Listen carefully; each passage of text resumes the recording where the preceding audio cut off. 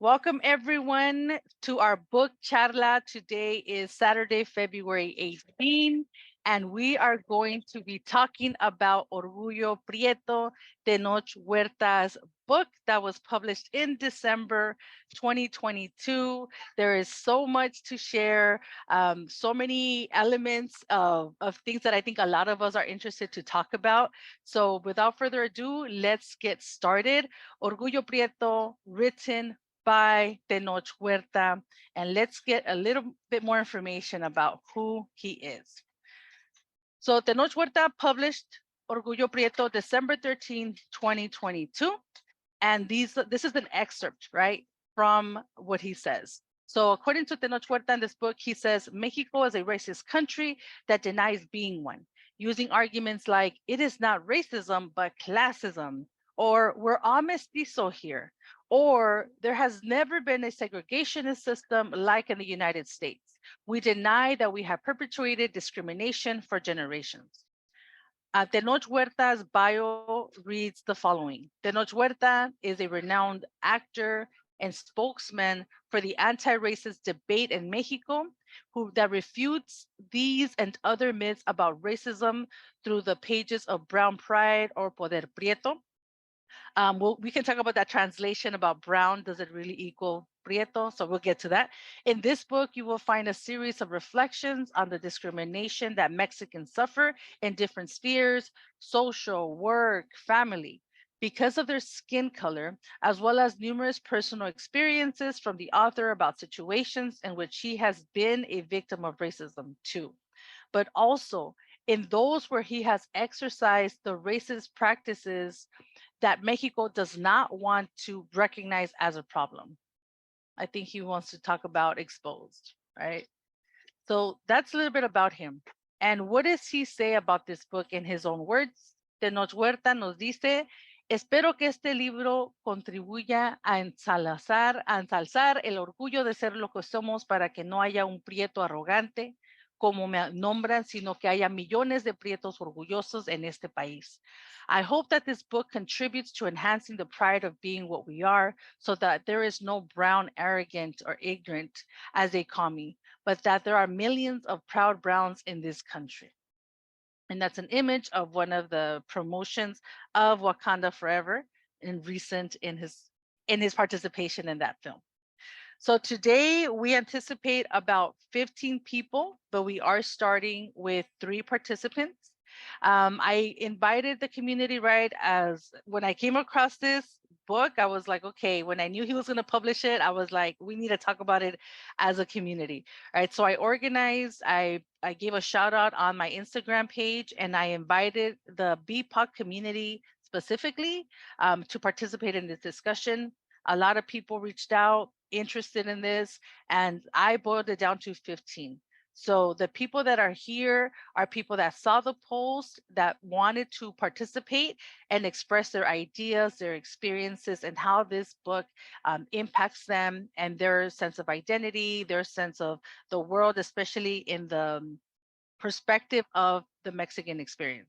So this is the first round of panel discussions that I will host. The next one will be conducted in the Spanish language for those of you who are interested. Primeramente, esta discusión la estoy teniendo ahorita es bilingüe por hoy, pero en la siguiente ronda lo voy a hacer todo en español.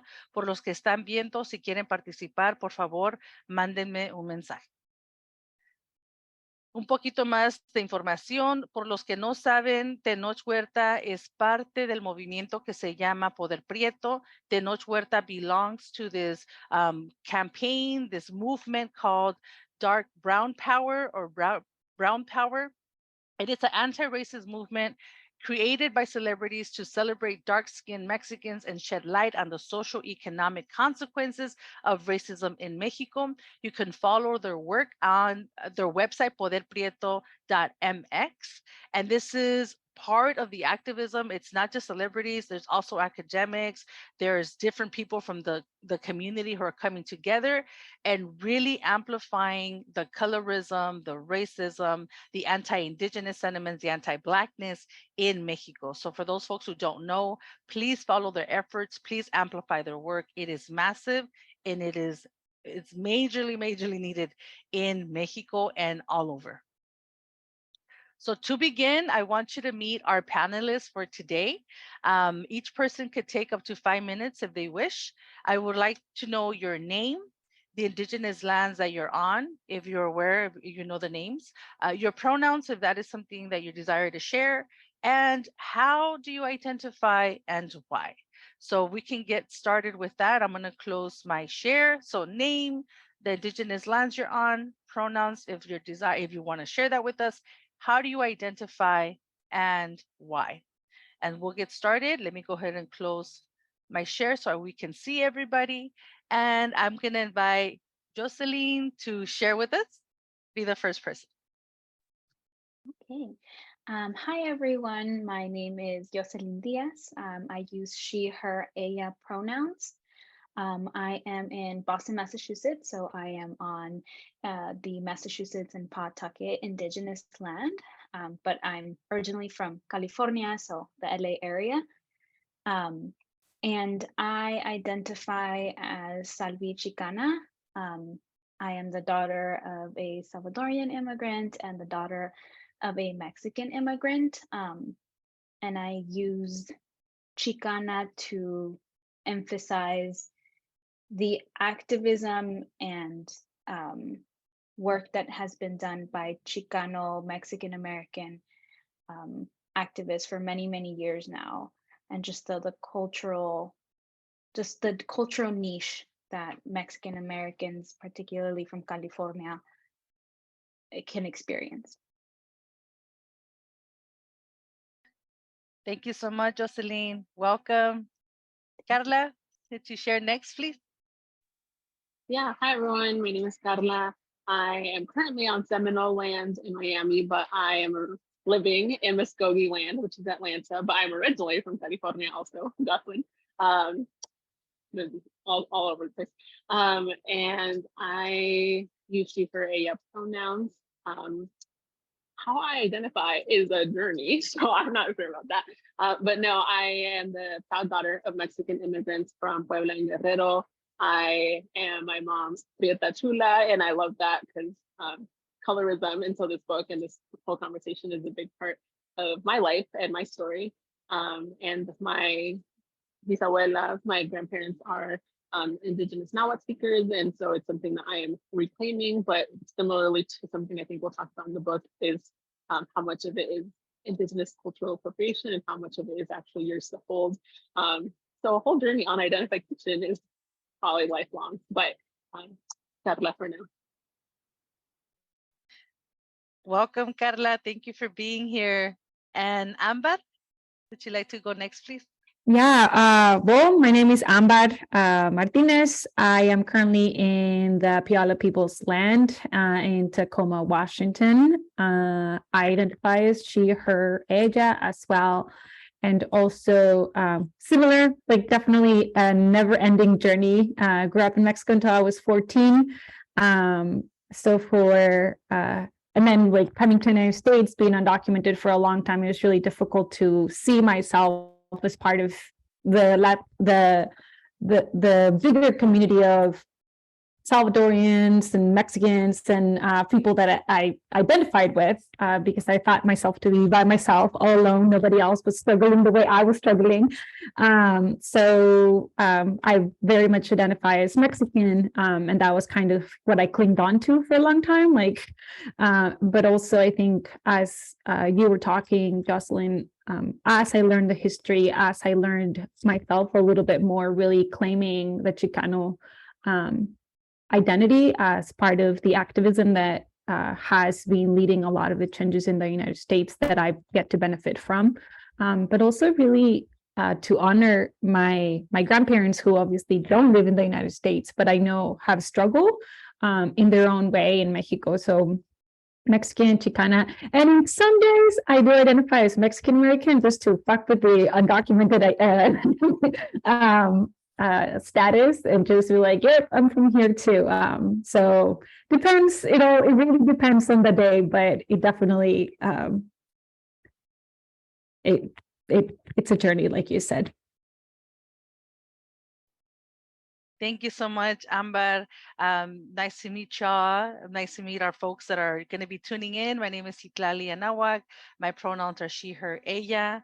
I am currently on Ahachiman territory, which are lands mainly contrived of Orange County. I'm originally from Los Angeles, originally from Tongvaquish territory. My roots are from Jalisco, Michoacan, by ways of Baja California as well. I identify as this is hard because I used to identify differently. So currently, right now, I call myself an Indígena Mexicana. I am the 4th generation removed from a Nahuatl-speaking community in Jalisco that we don't know of, and that's where I am. My journey, my activism, I've been doing activism of anti-colonial education and indigenous Mexican history, activism and advocacy for the last 27 years. So when I learned about Tenoch years ago and Orgullo Prieto, and then this book, I was like, we got to talk about it. We got to talk about this as a community. There's so much to unpack here. So welcome you all, people who, if people do tune in, we'll just be walking them into our panel discussion. So to begin, first and foremost, my question to you is, how did you hear about the book, right? How did you hear about the book? Tell me where you were, tell me what you remember, specifically about the title, right? What stood out to you? What were your thoughts when you read Orgullo Prieto, Tenoch Huerta? Right? What was that like for you? And Amber, we'll start with you. Well, I heard it because I've been following, similar to what you talked about, the oh my God, the hashtag, what is it called? Poder Poder Prieto? Prieto, there we go. I was it's all mixed up. So I've been following Poder Prieto, and of course he often shows up in there. But a lot of the work that I do is not always something I'm part of, but I do equity trainings in different school districts and community colleges and whatnot. And then there's this constant conversation that brown folks are not racist or anti-Black often, right? Like we are not anti-Black, we're not, and we don't really have those conversations about internalized oppression and internalized racism. So been looking for, like, how do I begin those conversations? And then recently I had a training with a group of Latinx, or they identify as a Latinx organization that supports, it's a foundation, so they give scholarships and whatnot, and they were really trying to figure out how to kind of diversify the people that they give scholarships to. And the conversation goes back to the same, right? Like, people from Latin American countries are not racist. We don't see color that way. Like, we're colonized, so therefore we are not, we just don't do those things. So in looking at the book, I don't know exactly where I saw it, but I know that they had a little like, oh, the book is coming out, be ready, buy it. And I was like, that's what I need, because I get to work with a lot of folks who identify as Latinos, who identify as Mexican, recent immigrants, who oftentimes are reluctant, like I once was, to accept that our countries are and have deep roots of racism. I think at first, when I heard the word Prieto instead of Indígena or Indio, I was like, oh man, missed opportunity. There should have been like, Orgullo Indio or something like that. And I think, especially as I was reflecting in some of the questions that you posed, Citlali, I'm glad that they chose the word Prieto, because I think as somebody who grew up in Mexico, who is light skin presenting, it's very easy to read yourself into Indio when it's like good and fun, right? Like I'm very proud of being indigena, but it's not always the same for the word Prieto. So I appreciated kind of the in your face word. That yes, oftentimes in my family and in my experience is being used as an insult. So cool to reclaim it. Absolutely. Thank you so much, Amber. Carla, how about yourself? What was your experience like? Yeah, I don't know, I think I was following Tenoch, and so I saw he was like writing a book. Um, and like I said, I've had a really, like, I think for me, my defining experience when it comes to being like Mexican and to all of, I mean, there's a lot of it, right? Poverty, etc. But I think colorism has been my like biggest experience when it comes to um, discrimination and all these things. And it's something that I talk about a lot with like my husband. He's also Saudi Mexican, but he is like light skinned, right? And so we have these conversations about nuances of experience when it comes to colorism, but then he also learned English later. So we have that conversation, right? So there's like a lot of different pieces.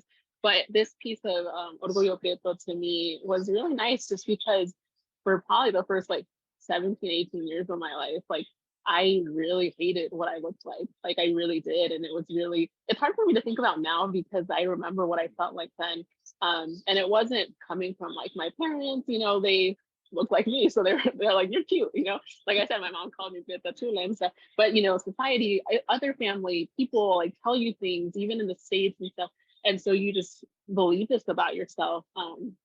But now I'm really grateful to be in a space where I'm like, dang, like I'm so cute. And like look at my skin tone. And even just today, like I was at the beach, right, reading this book. And I was like, there was a time in my life when I would go to the beach and I would like be under the umbrella or be like covering in like la toalla para que no me pusiera más prieta, right? Because people meant that as like something negative. And now I'm like, dang, like me estoy poniendo más prieta. And like that's a good thing, you know, like and it's just really I just really felt like happy because I was like, man, the Orgullo Prieto is something that I had to grow into, and I want other people to not have to grow into that journey, to just be there already from when they were younger. So it makes me happy that it's something that's being talked about very openly. Thank you for sharing, Carla. And Jocelyn, your experiences.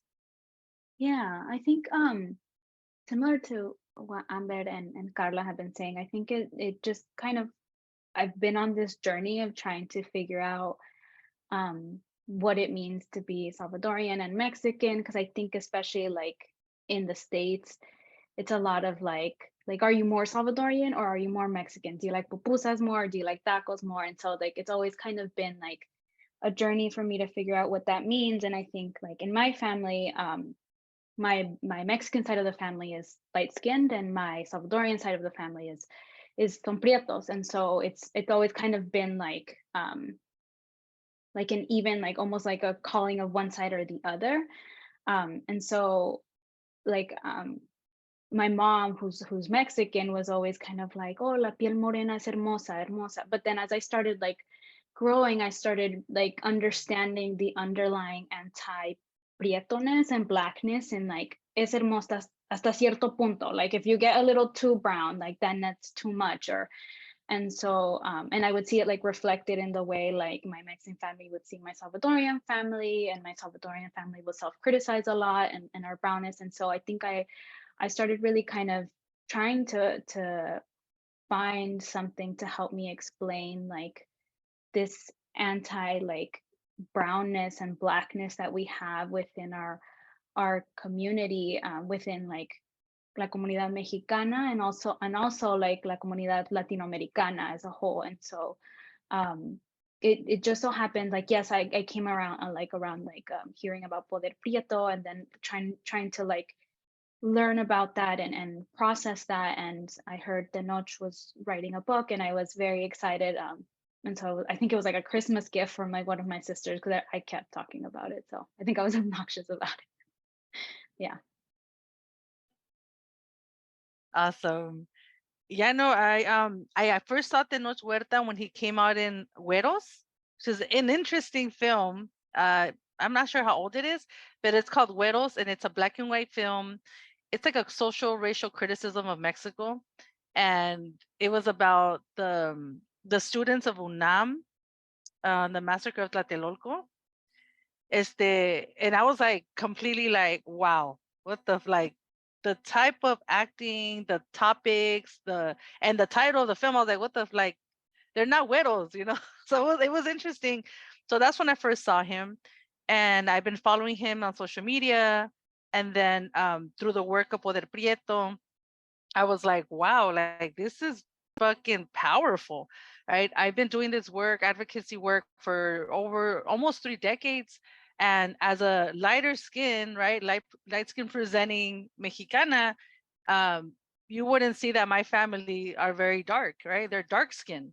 And so I grew up with watching La India Maria, watching La Escuelita, watching all these racist, comedy shows, but then looking around at my family and they are dark skinned, right? And I was like, okay, like what's happening here, right?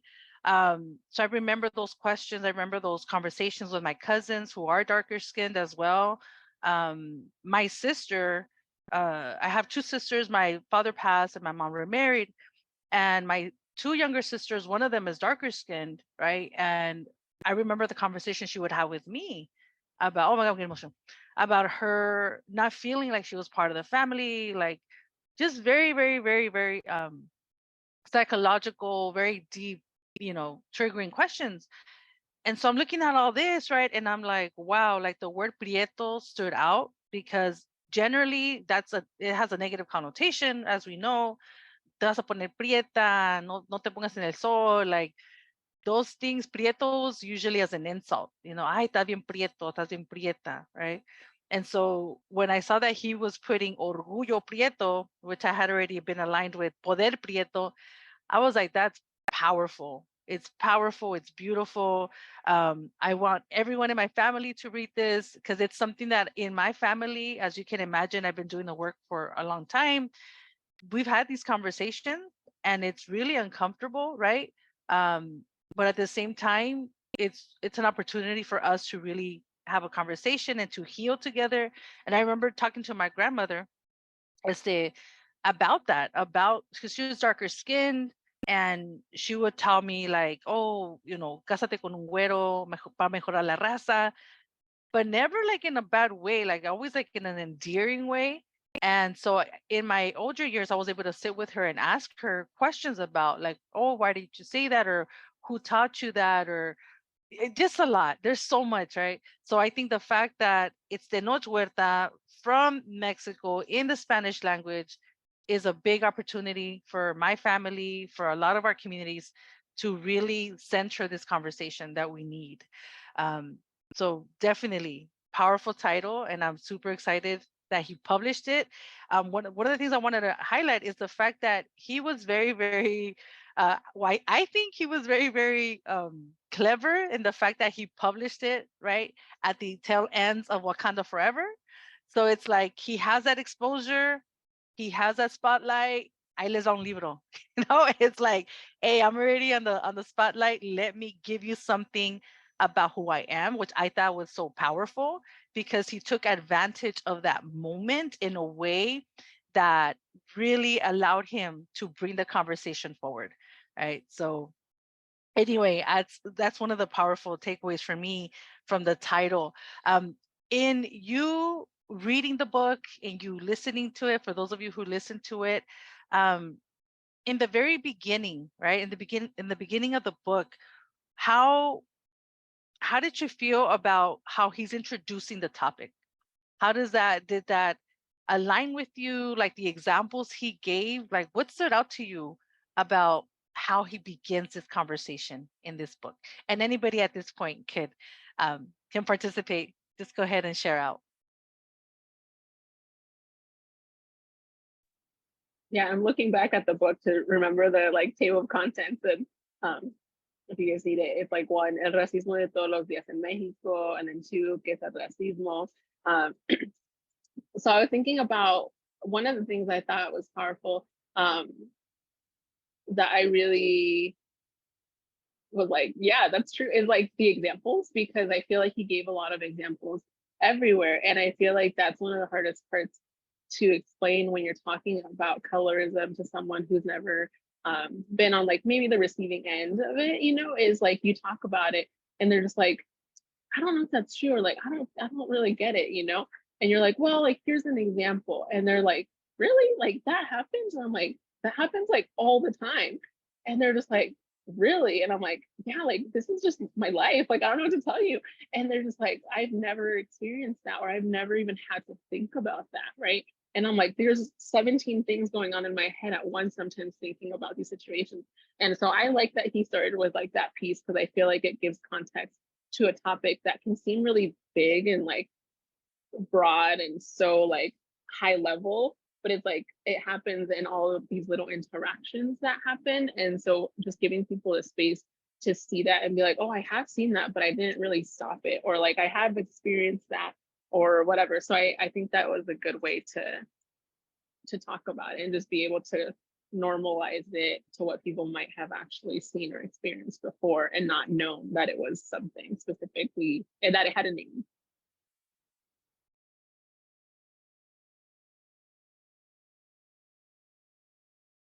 Thank you, Carla. Jocelyn? Yeah, I appreciate, I feel like the first couple of chapters, and I was also looking back to see what I had highlighted, almost felt like a conversation where it was like a dialogue. It wasn't anything like, I think with like sometimes with academia, it's like not reachable. It's not something that you can share with everyone, but he's just having a conversation with you. Like he's telling you a story and then he's like, oh, but like, no, that's not what really happened. And so it's like comical, but at the same time, like very historical, because he goes back and he talks about like the church and how, you know, the church didn't allow people to be enslaved because it was like, how could you enslave a creation of God, and like how they got around all of that. And then at the like towards the end of like the first or second chapter, he like brings it back to your roots of like, you know, they took this from us and made us feel ugly about this. And so I think like he's a good storyteller, and I think that's one of the things like la cultura mexicana has, like we are good storytellers, and he uses that so well that it's hard to put the book down. And Jocelyn, jumping off of something that you said, which I really appreciate that he did throughout the book, was that he took all of these academic principles and he honestly was really humble about it, which I appreciated, because a lot of the topics that he talked about are things that like maybe I already knew about, right? Because like I said, colorism is a big thing in my life. I've been learning about it for a long time. There's a lot of content I've consumed at this point, right? And so then, but he like was talking about things in a fresh perspective, but also he was even saying like, other people have written about this. Other people have been about this work probably longer than I have. Other people have done the academic work, but I have a platform and I'm going to amplify that and I'm going to use it. And I'm going to tell this story because it's maybe people haven't listened that way or haven't heard it from that person, but they're going to hear it today from me. And I really appreciated that because it was coming at it with like humility, but also like acknowledging even that privilege of like, people are listening to me. What am I going to talk about at this moment?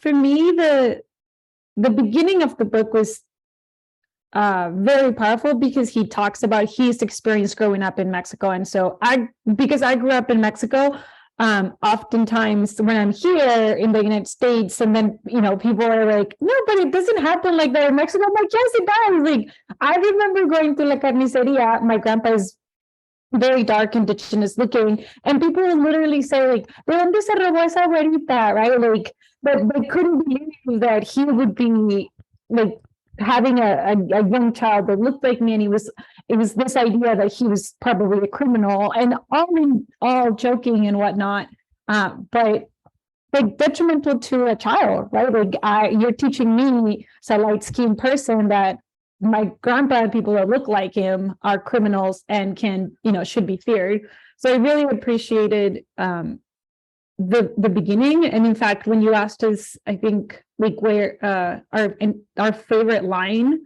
I think my favorite line was in the beginning, like very early, when he talks about losing his voice, because like losing his voice, not like not being able to talk, but losing the way he sounded and his identity in his voice. And I think for me, coming to the United States, my process of losing my voice was not necessarily in trying to blanquearme, the way he talks about blanquitud en el libro, and like being a poor Mexican, because I grew up in a poor neighborhood, trying to become, because I was too young. I got here when I was 14, so I didn't get to try to go through those hoops to blanquearme over there. But once I got to the United States, I feel like my process began to lose my voice. And I don't talk like I used to talk when I was in la secundaria in Mexico. Like, so I really appreciated all the cuss words. Like, they were just like touching my heart. I was like, yeah. I agree with both of you. The storytelling was powerful, but I think it was powerful to me in particular because I tell my partner was born and grew up in Phoenix, and I grew up in Mexico and whatnot.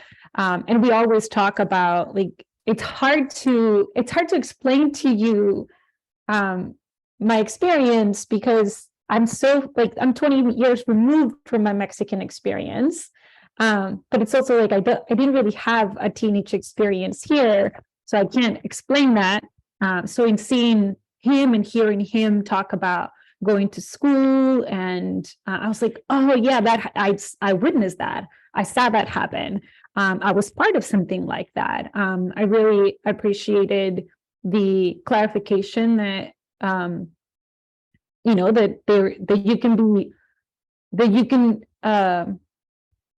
you can be light skinned, that you can be blanco and still not abide or perpetuate those feelings. Not to say that I don't, like I have a lot of learning to do personally, but it's definitely something to look forward to in terms of growth. So anyways, I really appreciated the way he started the book as well. Yeah, I just wanted to point out, like, I like how he bolds some of the text. I was like, okay, that's a powerful line.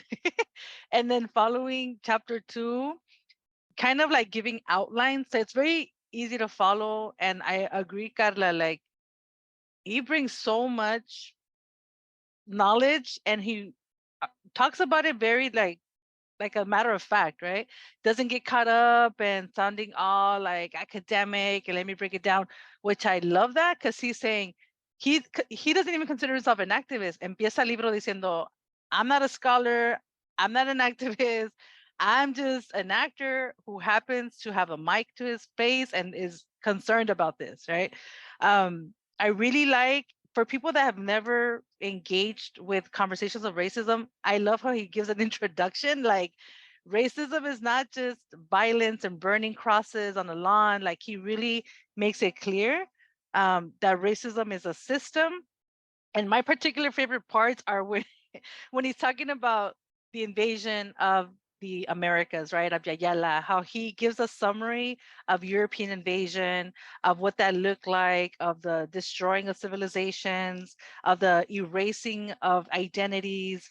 So all these things, and his words, he says, los culeros siguieron con el plan de colonización, mandaron más lanchones, más hombres blancos y se pusieron a conquistar, violar, matar, saquear, quemar, destruir, desembrar, secuestrar y asesinar gente y diestra y siniestra para quedarse con las riquezas de ese territorio.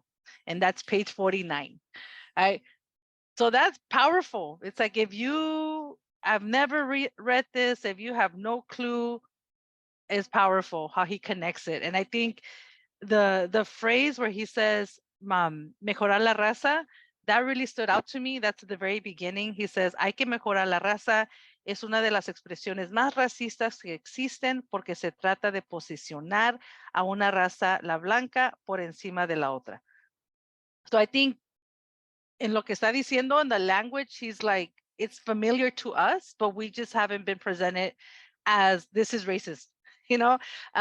Federico Navarrete, who is a Mexican historian, really talks about that. He's saying, you know, the private racism, el racismo privado que practicamos como mexicanos, says it's about when your grandma favors the lighter skinned child, when your aunt, right, tells you, ay, qué bonita la de ojos de color, and rejects the darker skinned one, right? So it's like, these are very painful, but it's very real. So I like how he like gets to the point, gives us the example, makes the connections, and you're good to go.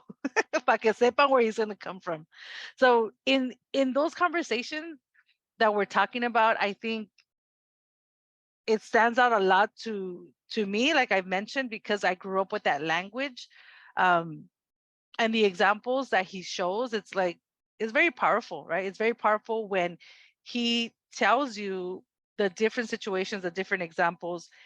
Is there anything that you related to, like in any of the examples that he gave?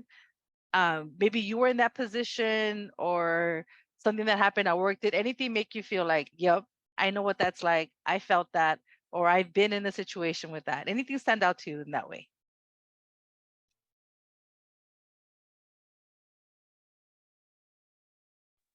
I mean, think, honestly, like, oh, go ahead, Justin. oh, it's my Carla. That's why I hate Zoom. But I think one of the things I've been thinking about is el prieto arrogante, or la prieta arrogante, because I think it underlines like the colorism that we have and like misogyny. I'm a genetic counselor, and my field is 90% white, and so oftentimes I am the only person of color or woman of color in the room, and I get a lot of the angry or the feisty Latina trope a lot, of like that I'm arrogant, that I'm always trying to talk about race, or I'm always trying to like accuse people of racism. And so or even like within, you know, my like mi comunidad, like I'm one of the few that are educated, and I don't say that as a form of pride. I say that as a like recognizing that it's hard to be successful in academia because of racism. And you know, a lot of like I feel a lot of like, oh, you're arrogant now, you went to school and you think you know everything. And I see, so yeah, I think like that's one of the things that I've taken the most and like had to sit with a lot, like la prieta arrogante, and why as a comunidad we always want to make brown and black folks seem arrogant, or other like the shakal and the other words that he used. Yeah.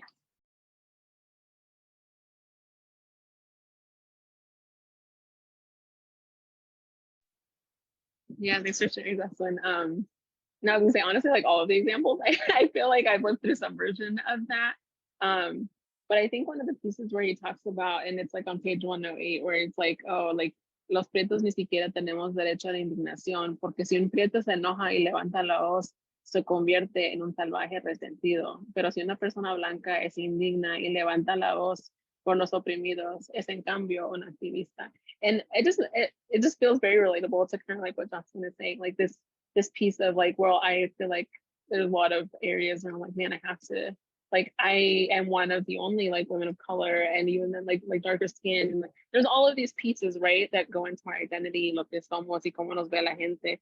And so I'm just like, I need to be like I just got a review back from work, and they were like, oh, like, yeah, you're always so professional, always so calm and cool and collected.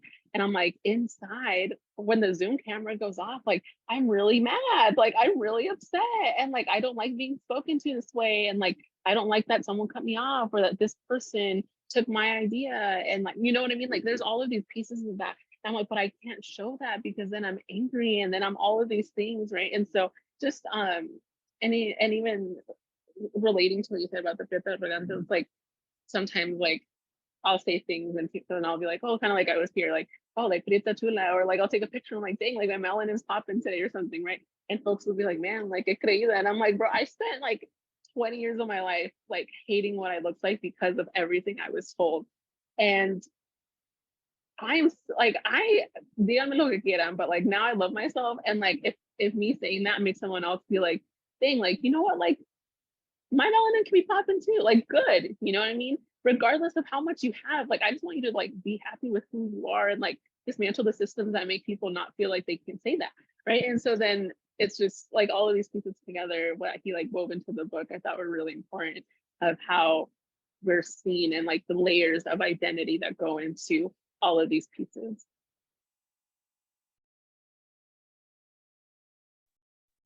I think just to go off of something you said, Carla, what I really appreciated about his, or I mean, I appreciate a bunch of things, but something that I really liked was his clarity when he was talking about, and I think towards the end in particular, saying who this book is for, a quien le escribió, and talking about like todos los morritos y las morritas en diferentes lugares. And I think in my family, I am the lightest person, like the majority of my cousins and mi hermano and my mom, my dad, everyone's a lot darker than me. And I think oftentimes, because of how things unfolded, I ended up doing this work. And sometimes mis papás are the ones that are like, ay, nada más quieres hablar de racismo, todo es racismo aquí en todos lados. En todos lados lo ves, like, can we just talk about something else? Over time, they've gotten more used to it, but I know that it's always an interesting dance for me to know, like, where am I explaining something, like where is my privilege kind of stepping into somebody else's oppression, such as like my parents, when they're like, I don't want to talk about racism, like I don't care that people are racist towards me, I don't care that, my dad, it's in construction, so whenever he goes into Home Depot, like people follow him hard. It's like he's going to steal something for sure, and I'm like, that doesn't bother you, like that's not something that pisses you off. It's like, yeah, whatever, happens every day. I'm like, oh my god, I would like punch somebody in the face if they were trying to follow me all day. And so I think I appreciated his message, and I appreciated he was so clear to whom he was writing, because I think at some level my access and my privilege kind of gets in the it becomes it can get tones of saviorism when talking to people who are darker than me and trying to explain to them the racism that they're experiencing. So I don't have to, first of all, I don't have to do that. There's plenty of people who can do that. And also that they can read the book, they can identify with somebody else that's feeling the same experiences, so that they've had the same experiences. And in terms of, did I experience some of the things that he said? I did, but in a different way. Because again, I am light skinned, but I was born in a very poor space in Mexico. And there is definitely that space of like, you're never going to become the high society people, right? Like there's just no way. The classism it intersects very differently, or very interestingly, I should say, from how it intersects in the United States. Like race and class here, I think are because there is a little bit more of polarization of like Black versus white. In the United States, it shows up differently, but I did get to, like, I was, como dicen, me pusieron en mi lugar varias veces, right? Like, yeah, you might be light skinned, but you're still poor and you sound poor. So I think that's why I connected so much to the voice comment to begin with, because there's a way of sounding poor, and people let you know. Absolutely. Yeah, there was examples definitely being on the lighter side, right? But I will say that there's a few examples when I went to Cancun twice. I guess I was a little bit on the darker side, but this also speaks to what Amber was talking about, classism. Me and my husband, we went for a honeymoon. We were asked a few times to show our bracelet, right? And I was like, it felt weird, right? Because we're like in honeymoon, we're like, woohoo, right? And they followed us, and they're like, oh, ¿dónde está tu pulsera? ¿Dónde está tu pulsera? Se están quedando aquí, se están habitando aquí. And I'm like, I was so out of it. I was like, I didn't get it. I was like, oh, like I kept walking. He's like, excuse me. Oh yeah, disculpa, disculpa. And I was like, what? And I'm not, and I'm not, and I was like, what the heck? Like, if that's what I'm feeling, that's what I'm going through. And at this level of brownness, right? It was just like, what the fuck? Like, it was ugly, right? And that was one example. And then when we went to go eat, they wouldn't serve us, but they passed all the white people in. Um, so it was just so much, right? And also in situations where my friends who are darker are being pointed out by the police. There's just all these different dimensions. And then me feeling that privilege of like, fuck, like I can't just sit here and watch this go down. So since I was really small, I've always felt like, fuck it, right? I'll get in trouble. I don't care. Because I felt like if I could do something about this lightness, it has to be something that's going to make someone's life better, at least in these positions of power. Um, so I did a lot of that growing up, right? And because I lived that with my family too. Um, so that was big, right? When he's talking about all these examples, when he's dropping off his friend, when they question him, when he's shopping at the mall, just all these things that I was like, this is the real examples that he's portraying. But also I like how he gives us like the facts, right? Breaks it down like how the economic disadvantages of racism are real. And I think that's what Poder Prieto really does. They really offer those resources, saying, no, we're not just saying que estamos enojados y que nos están tratando, discriminando. Like there's real economic, tangible disadvantages to this system of colorism. And one of the parts of the book that stood out to me was when he says that the Whitexicans, or la blanquitud that he calls the whiteness in Mexico, they get so upset when he's talking about colorism and racism in Mexico because they're not being the spokespeople, the spokespersons, right? La verdad solamente puede venir de labios blancos, something to that extent is what he said. And he talks about, gives examples. I was like, wow, like that reminds me of that here, right? When in our own spaces, like white folks who only want to align themselves if they're going to be in leadership positions, going to academic teaching internships that I've been in, being led, workshops being led about diversity and inclusivity by white women. So it's okay to talk about uncomfortable topics so long as it's being led by white folks, right? So that really stood out to me when we're talking about professional settings, and how do we, right? How do we deter that? How do we dismantle that continuous look within our circles? So anyways, speaking about our favorite parts of the book, I mentioned a few. What's something that when you read it, it just like, you probably had to read it again. You probably like highlighted it. You probably put a Post-it on it. Tell me what's something that really impacted you. Like the moment you read it, you're like, oh, like I feel that. I'm going to frame that. Like, what was that like? Or if you don't remember exactly, what was it? Kind of summarize what he was talking about.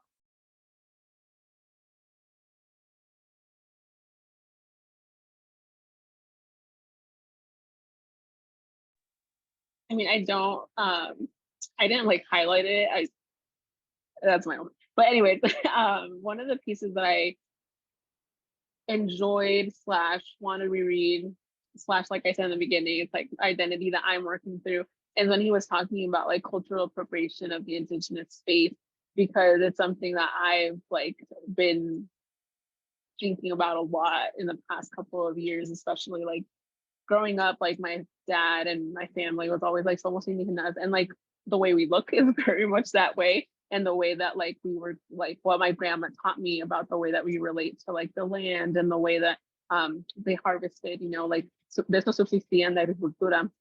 And my grandma, she passed like a year and a half ago. And when she passed, it was very like unexpected. And so it was just and it was in a time where I feel like I was just like starting to get my thoughts together about indigeneity and like what that means and the intersections of that and identity, but also living in the States. So like what it means there or here, like all of these things about what it like this experience and like what does that mean on this continent. And then my grandma passed very suddenly. And so I felt like I didn't have the time to ask the questions that I needed to ask. And so it's like a journey that has been a lot.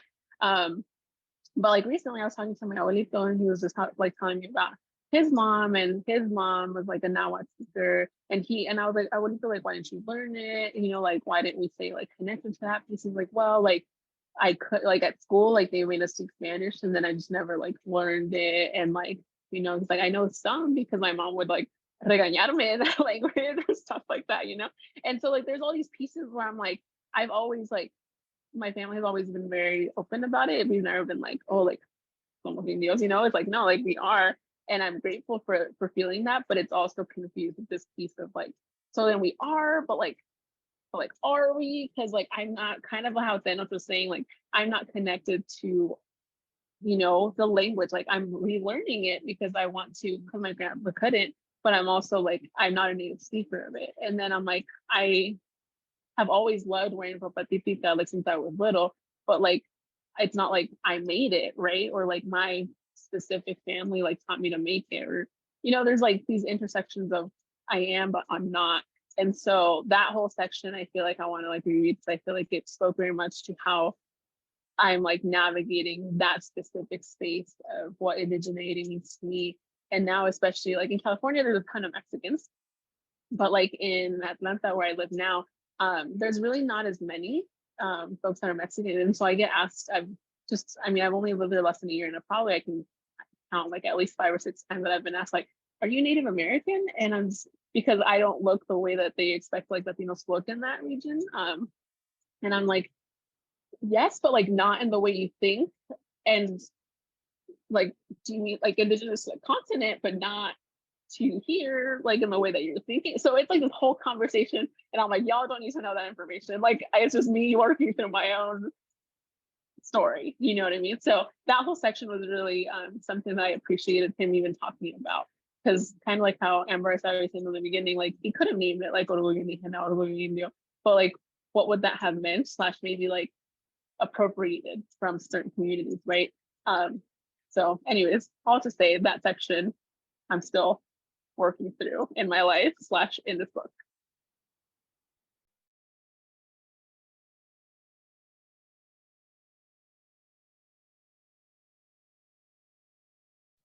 I think one of the sections that I'm working on, and I think kind of like how Carla said, it relates to like my own like specific like ancestry. My mom's from Sinaloa, and so narco culture is a really big deal.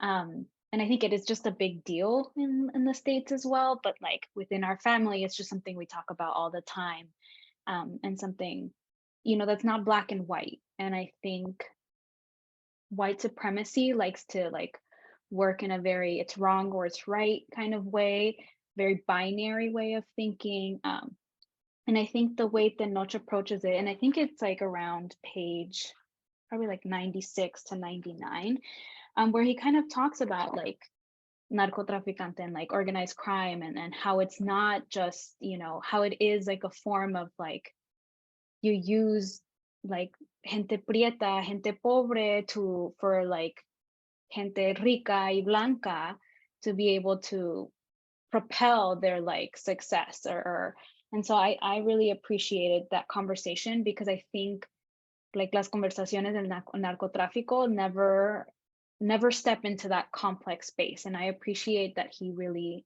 took that extra step. And it's something that like I've been thinking about, and I had to reread, and I I read it out loud to like my mom and dad, and like it's just, you know, it's something that's really,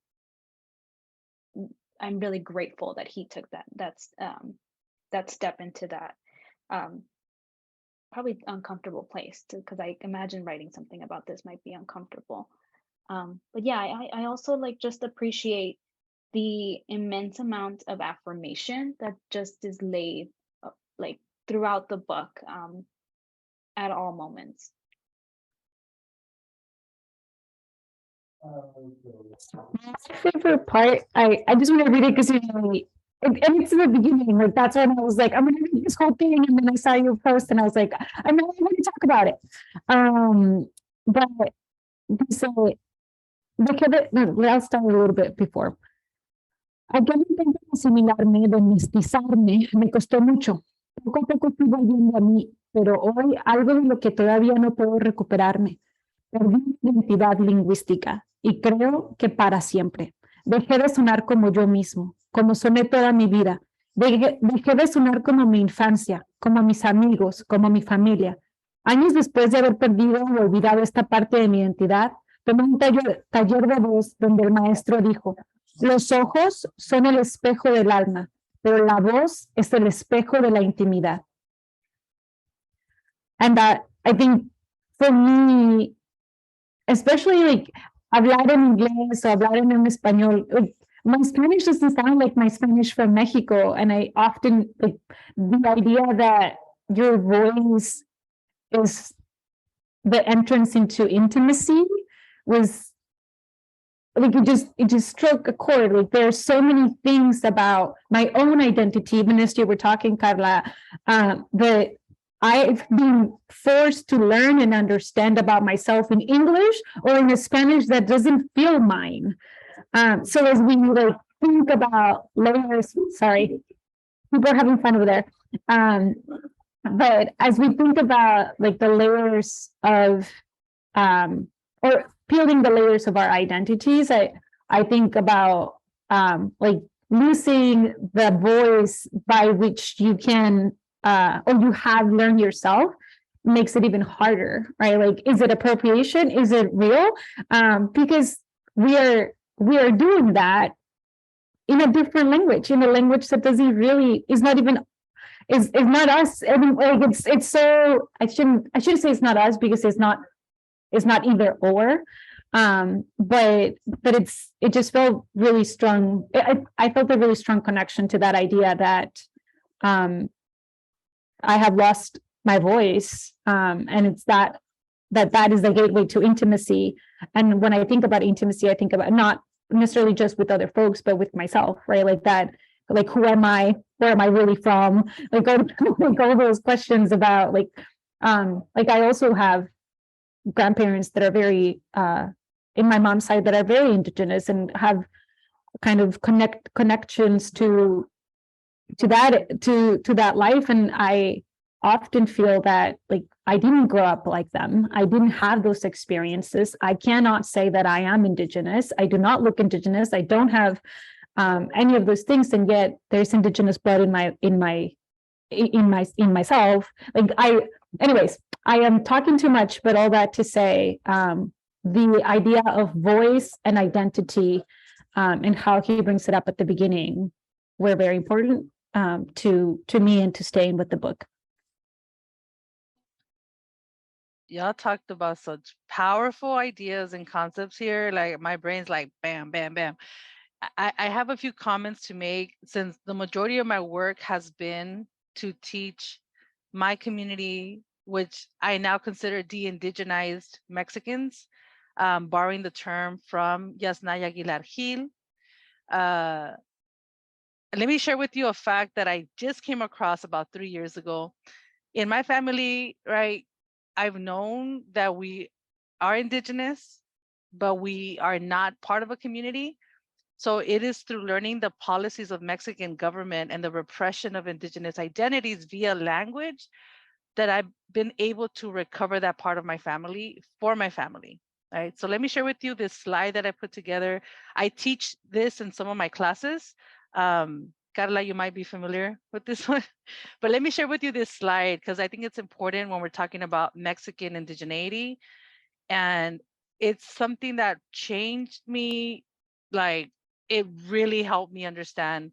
So according to the work of Yasnaya Elena Aguilar Gil, she is a Mije woman, right, from Oaxaca. In her research, she tracks down how language has been used as a form of colonization for indigenous communities. And she brought up something to the surface that I've known it somewhere in my body. I knew this. I didn't know the factual information. So check out her work. She says that in 1820, more than 70% of Mexicans spoke an indigenous language. She said that around the same time, this is where Mexico became a nation. Around the same time, the population was approximately 90% indigenous, Afro-Mexican and other folks. So then when she stated the following, I have to share this quote with y'all because I think it's so relevant to what we're talking about.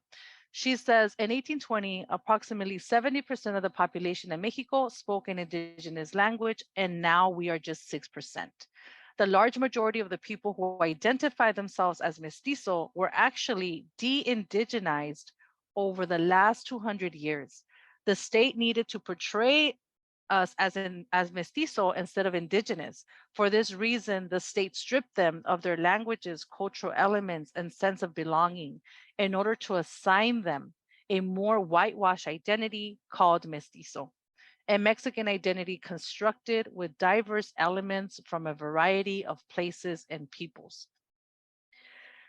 So when I learned this, and I'm putting together, obviously I've been studying different elements of Mexican history, I learned more about her work, right? And the work of other people like Federico Navarrete. And I was like, oh my goodness, if that was only 200 years ago, it means that those of us who are not that close, right, to that ancestor who spoke this language is very close, right? That's within generations. So then I started calculating that. I asked my mom about it, my great aunts about it.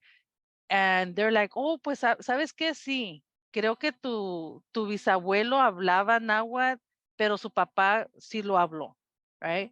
And I was like, I've been doing this work for decades and I had never had that conversation because I never had the imagination supplanted by this information for me to even start asking that. I thought it was completely gone. There was no way we're ever going to know. So then this research was like, wow, right? I am much more closer and validated in the work that I'm doing because I know the systematic process that my ancestors went through for me to not speak Nahuatl, right? Or my mom not to speak Nahuatl. So this really helped me navigate that part of my experience, right? And my identity. And it just spoke volumes, right? About a lot of Mexicans, because Mexican is a nationality, we understand that. But those of us who are of indigenous heritage, those of us who have these ancestors that have been erased and invisibilized by these policies, I think this is a huge part of us to really understanding the damage of nationalism, of this homogenized white identity that's been imposed on all Mexicans. And the research like hers really honestly empowered me to be like, yes, like it's all coming together. And it makes me feel like I have some type of peace with my ancestors and I understand why they had to stop speaking the language at one point because it meant survival, and then I start thinking of the communities now, right? When we look at the relationship of the English language, I'm sure a lot of us can relate to this. It's like how many of our, peoples in the 50s and the 60s were like completely repressed and beat for speaking English. So just understanding relationship of language and how it's racialized to people of color, then understanding how that's layered within indigenous languages. So I wanted to speak to that as well. And Amber, when you talk about language identity, that's huge. I have a son, my son's 2 years old, and I am intentionally only teaching him Spanish and a little bit of Nahuatl, Huasteco Nahuatl that we're learning, like me and him. But I use that as a defense. I gotta be honest. When I go into communities, when we go to the market, when we go to Disneyland or lo que sea, I speak to him in Spanish as a way to assert and take up space and linguistically kind of disrupt the spaces. And people are like, oh, does he not speak English? I'm like, no, eventually he will, but we're speaking Spanish. So if you want to talk to him and you can speak Spanish, please talk to him in Spanish. So it's interesting that dynamic and how people think, oh, that's bad, you shouldn't do that and this and that. But to me, it's like, no, I'm using it as a way for him to be confident, but also to disrupt, right? Let's use this to protect what we have left of our culture, but also as a gateway between him learning Nahuatl and Spanish and being assertive in that language identity that he is getting, right, that he's being exposed to. Anyway, y'all have so many thoughts, like that just came out. But yes, follow the work, please, of Yasnaya Aguilar Gil, of Federico Navarrete, all, and Tenoch Huerta is in talks with them. He like does conferences with them all the time. So it's interesting how right now in Mexico, and I'm sure for the last few decades, there's this, I like to see this kind of this surgence of of historians, of actors, like there's this whole movement that's coming together. And my question to you is, how do you see this book impacting our contemporary societies of Mexico, the Mexican diaspora, Central American diaspora, because as this affects all of us? What do you think that's going to be historically? How is this going to impact our communities? And yeah, what are your thoughts on that, right? Because this is just published. It hasn't been felt yet, but people are going to read this in the millions.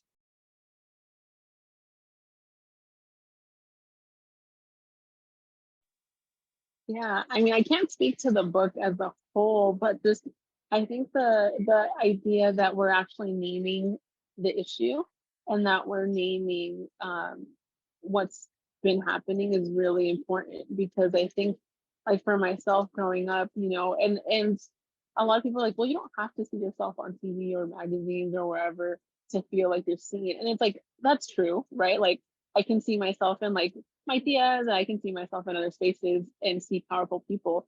But what you see on TV is like this, and in all of these media spaces, there's this automatic like commodification and glorification of it just because of where it's at. And like we all know that it's just a reality, right? Even if we don't follow celebrity culture, like it just is. And so I know, like, growing up for me, I didn't really see that, I didn't see anyone that was darker skin tone, like, growing up. And I was like, oh man, like Ilia Calderon, right? She's an amazing periodista. And I was like, okay, she's someone who like is like Afro Latina. And I was like, dang, like there's not a lot of people, right? Like you can name like 3 people that look like darker skin tone and stuff. Even when you watch like Univision and Telemundo and all those things, everyone you see was white, like they were like European looking folks, and it was done like systemically. And but when you're a kid, you don't know that, and so you just see things. And so now I feel like I see like more people, people like Tenoch, people like Yalita, and I see it, and I'm like excited for it, because I think about like my niece and nephew, and I think about like, if and when I have children, I'm like, they're gonna see someone that looks like them be a superhero. They're gonna see someone that looks like them be like the love interest in the movie, and not just like, I'm like growing up, like I'm like, I remember we used to like love Lady Maria, because honestly, like where else could I see una niña de trencitas? Like that's how I was, and so like I didn't see it. And so I didn't in that moment. Now I'm like, dang, like it was super racist, but like in that moment, it was the only time I saw someone who even remotely like looked slash spoke slash personified themselves in a way that felt familiar, right? And so I think of that, and I'm like, man, like hopefully for the children growing up today, the children to become, they're not going to have to go through this journey, because they'll have spaces where they can see themselves. I'm excited about like Miles Morales in the Spider Universe. Like it's like all of these things, and I'm just like, man, like that looks like my nephew. Like I think he could be that someday. He doesn't have to be. He could be whatever the heck he wants. But like, it's just exciting that you could see yourself in spaces, because not seeing yourself in spaces, both like in the media and like in professional spaces, kind of like Dawson was saying, I'm like, man, like there's not a lot of people that look like me in this community of professionals that I like work in, right? But it's just, I'm excited for that, and just the conversations of privilege. Because I think even in the book he talks about, and he talks about it well, is like even the privilege that comes with like being like cisgender, right? Like just because I am darker skinned doesn't mean that I don't also carry these privileges that society has bestowed upon me, of being cisgender, of speaking English, and people automatically thinking like that makes me smarter, even if like it doesn't, or like having education because I had access to it in a different way than other people might have, right? Like these layers of it. And so just being able to have conversations about layers of privilege is important. And so I think like the ramifications of it is wider. And I'm like happy that we'll see that in the media. And the like person that likes to like rock the boat. I'm like excited about like all the people that get mad when they see like Yalitza or when they see all these people, and I'm like, you're getting mad about what? Like, I'm glad you're getting mad. Like, stay mad. Like, I don't know, but yeah, I'm excited for that.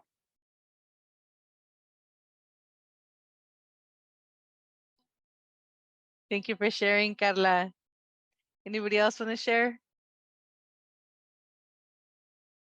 Yeah, I think I have a lot of thoughts, so I might just word vomit a little bit. But like for the book, I think overall, like my biggest hope is that like people understand like como el concepto del mestizaje, right? Like it's false, it's a myth, and the dangers of it, of like Mexican nationalism and how that harms people like gente mexicana, and also people outside of Mexico, like people migrating through Mexico, and then how like Mexican xenophobia is real, and how it harms like mujeres prietas que vienen de like Centroamérica, Latinoamérica, that are darker, and there's like higher levels of them being raped at the border in like in Mexico waiting to cross. And so all of these things, I really hope that it starts that conversation, because it's a soft spot for like for us as Mexican to talk about that. Um, and it has been for a while, because that myth is like so, it's a good myth to sell, and all of us have bought it. And then the other part I was thinking about a lot was, for me, I like I said, like this has kind of been an ongoing journey, and as I like start to take space in predominantly white spaces, like one of the things I always struggled with is like, yes, we live in the United States, so it has its own set like social construct and racial social construct and what that means.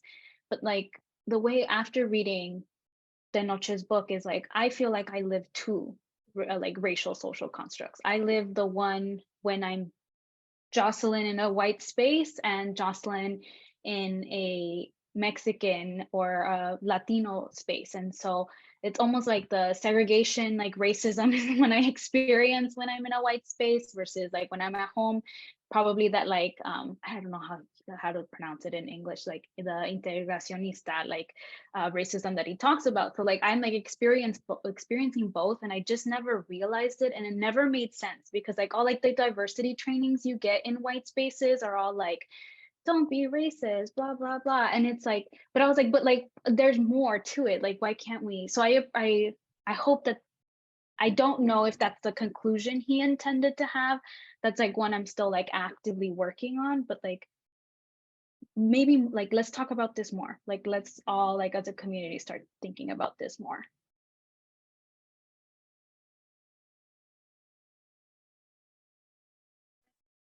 I don't know. I mean, I haven't, like I said, I haven't been to Mexico. Sorry, I'm gonna feed my baby, so I'm gonna turn off the camera. But I haven't been to Mexico in 20 something years, so it's hard to say like what the impact will be. But I do think, similar to Carla, just thinking about the development or maybe emergence of the language. Because my cousins that I connect with, my abuelitos, my parents who live here, and people who live over there, I haven't been able to find. Bless you, baby. Bless you, baby. Bless you, baby. Sorry. Haven't heard any of them being able to, like you said, kind of name the issue, or be able to say, this is racism, this is what we're experiencing right now, or the fact that my abuelito and my abuelita have worked their butts off for many, many years and still cannot necessarily claim anything as something they own, right? Like that it's not just classism, it's not just it is what it is, but it truly is racism. So I appreciate kind of that emergence of the language. He has a lot to say about it too. Okay, baby. 1 second. 1 second. I mean, I'm going to take a moment.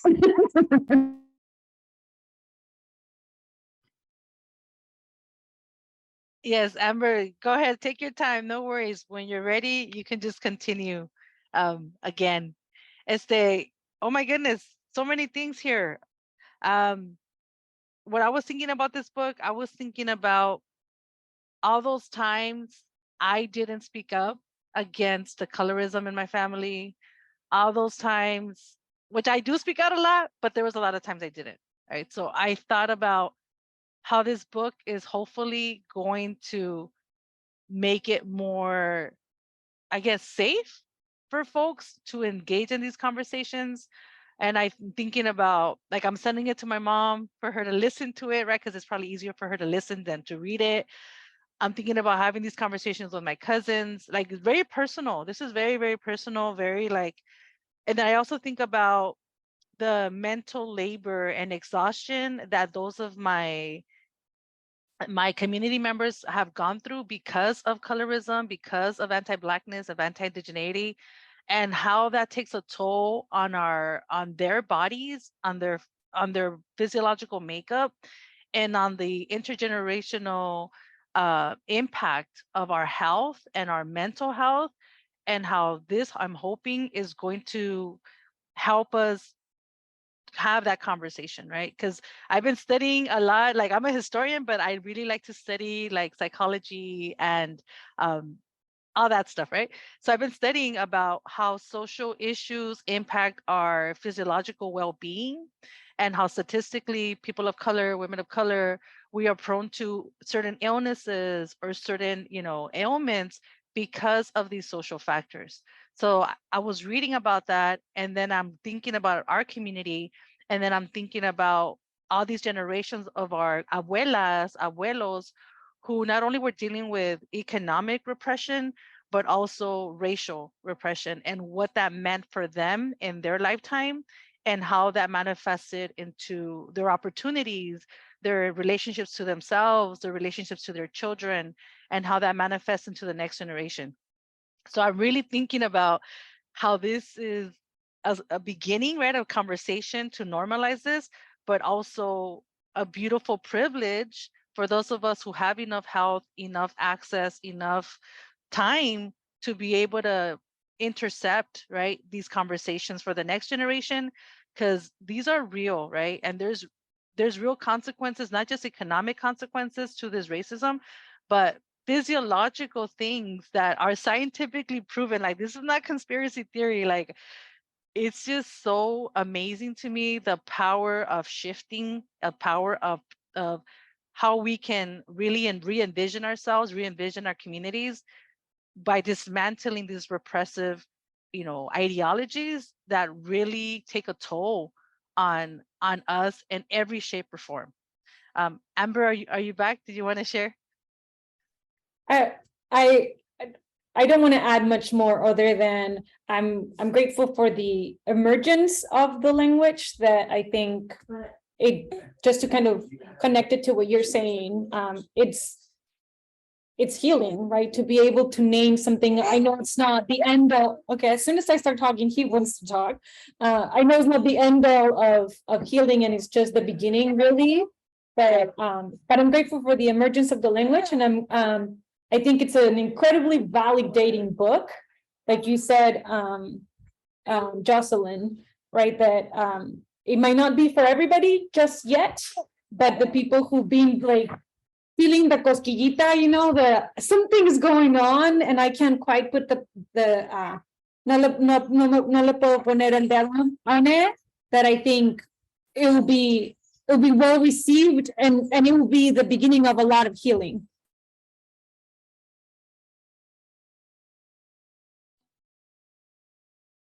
Thank you so much, Amber. Um, and as we're coming to a close into our conversation, I wanted to ask you, do you recommend this book? If so, to who?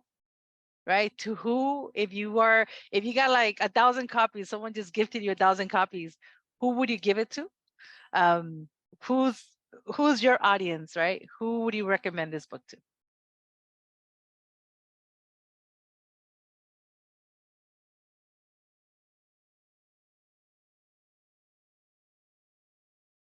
I think para toda la gente prieta y las prietas, I like, my husband is Mexicano, and he his family for the most part is light skinned.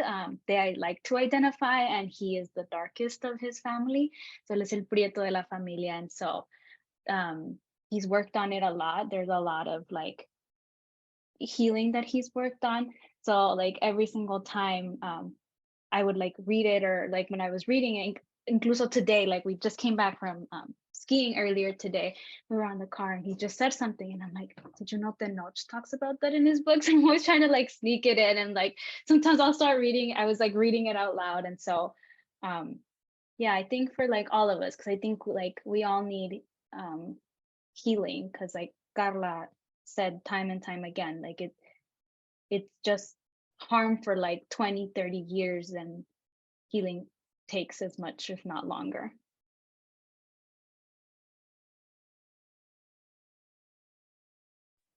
Yeah, Justin, I love that. I love that. It can be healing in so many ways. I think talk about this. To talk about this.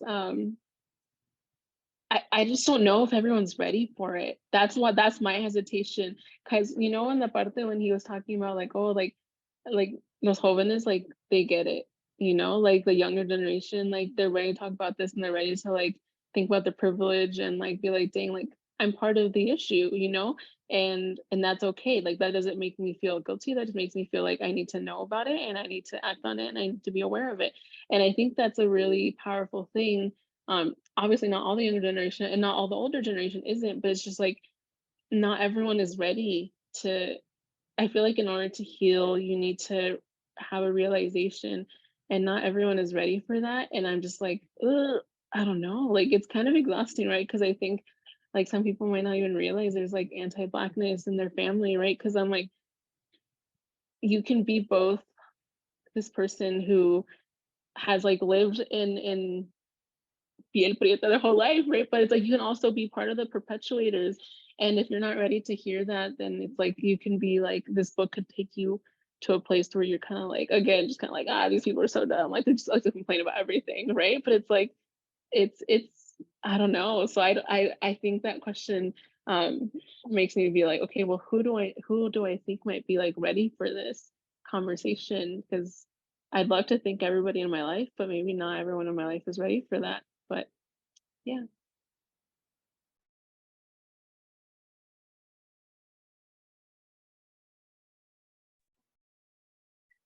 Absolutely. Those are great points, Carla. Great points. Amber, do you want to share if are you ready or okay. I'll come back on screen in a second. Okay. Thank you. Thank you. Yes, no, and as we're coming to a close here, I wanted all of you to share with us your closing remarks. Like, what was your biggest takeaway of the book? I know we've delved into a lot, but what was, what's something you want to leave the readers with, people that are interested in this book, people that are watching this? What's your biggest takeaway of Orgullo Prieto?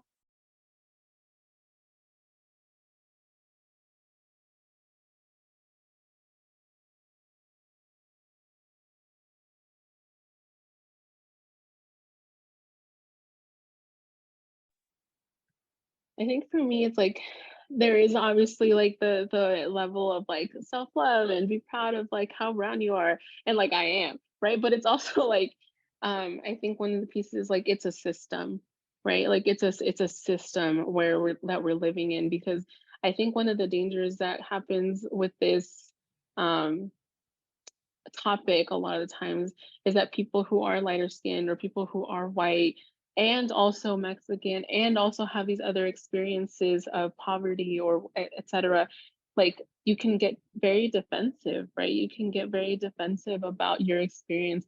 And it's like none of this is untrue, like none of this is invalidating your experience, but it's also like that experience in itself is part of a system. And so it's like we're all part of that system. We're all part of the people who are living it as like victims, to put that word there, but also as the oppressors of the system. And so I think with that comes a lot of power, at least for me, because I'm like I can be both someone who has experienced all these things that he's talking about and has perpetuated it and has continued to perpetuate it if I'm not careful, right? Both here in the US and also in Mexico in that relationship. And he goes back and forth talking about racism in the US versus like what it's like in Mexico. And I appreciated that because living in both contexts, right, is something that I've experienced. So I think for me, it's like it's a system. And so dismantling that system is going to take everyone being able to see it that way. And I just appreciate that because otherwise I feel like it can get to a place where we're very like divided even amongst our own experiences, and we're playing what I think a lot of people call like oppressive Olympics, right? Like the oppression Olympics, like no but me, no but me, you know. And it's like, great, all of us are the system, like let's dismantle it together.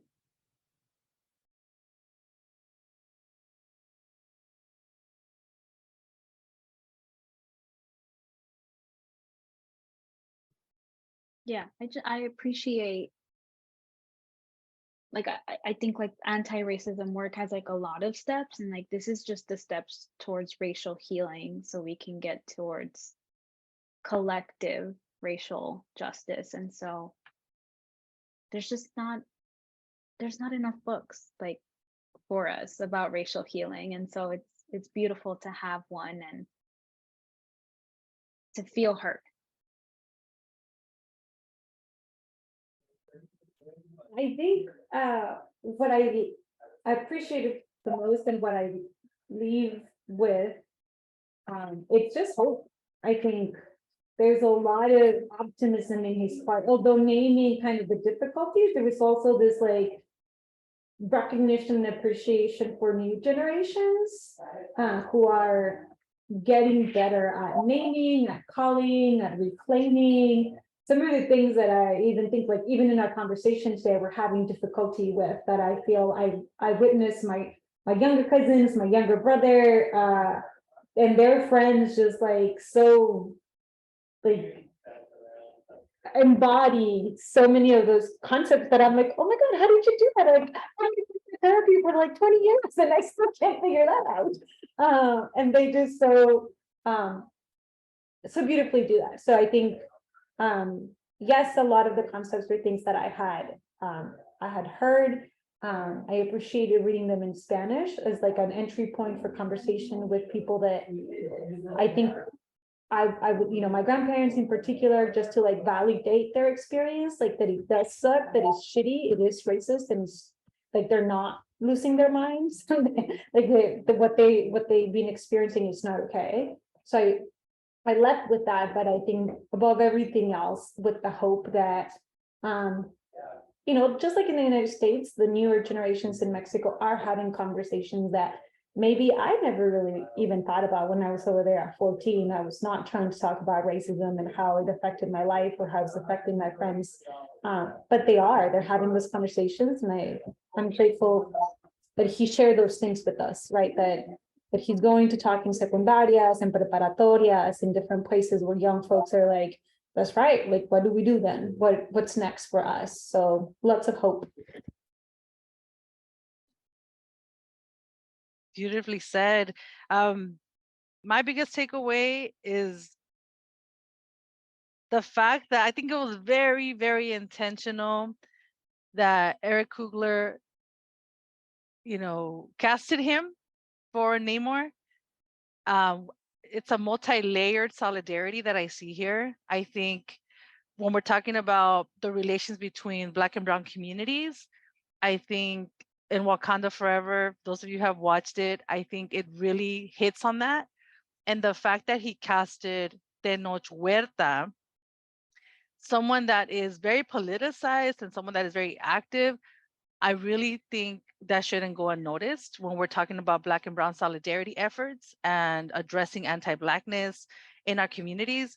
So I think it's been a beautiful song that I've seen composed before our eyes, right? Where we have Wakanda, we have Tenoch Huerta, we have this book. I think it's been such a masterful way to address these issues in a way that's creative, in a way that's empowering, in a way that is offering us an opportunity to have these conversations. And it's multi-layered in so many dimensions. So I want to say that that's my biggest takeaway, is understanding your positionality, right? your privilege, your access, your spotlight. And I think all of us in our professions, all of us in our daily lives, it's how do we show up when we're on the spotlight? And how do those actions cause a ripple effect to those who are struggling to be heard and to be seen, and to allow ourselves to be authentic in all spaces, and to understand that we can still be successful when we show up and be authentic. Because I think that's my biggest thing with him, is the fact that he's been, as much as I can read him, authentic in all spaces, and he's not watering himself down to be palatable to mainstream media and to the movie industry.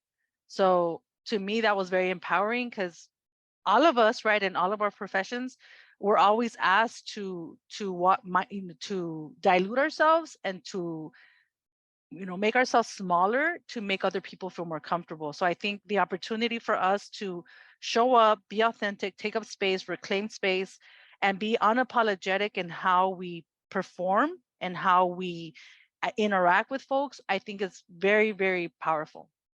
So to me, that's what I take away from him, is be authentic, speak your truth, and you can still be successful, right? That the time where we had to fake it till we make it, and like, we have to really disrupt that, because that's really dehumanizing to ask people of color to do that. And I think it's beautiful how we get to see him in all of these spaces, right? So anyway, I want to say thank you. Thank you for showing up. It's a small panel discussion, but a huge conversation that we had. I'm going to be having another one in the Spanish language. If you want to participate in that, if you have other folks in mind, please do. Please invite them. I will be contacting y'all. And with that, I'm going to be closing our panel. Muchas gracias por venir. Muchas gracias por estar en este espacio, por compartir, por hablar sobre estos temas que son tan vulnerables y tan importantes para nuestras comunidades. And let's continue to rise. Let's continue to heal. Let's continue to show up. And I will stop the recording, but if you want to hang out just for a few minutes to do a recap, we could do that. So muchas gracias a Poder Prieto. Sigan a Poder Prieto. Por favor, compren el libro de Tenoch Huerta, Orgullo Prieto. We are finishing our discussion. Muchas gracias. Thank you. Thank you. Stay on here if you want to have a little recap. Muchas gracias.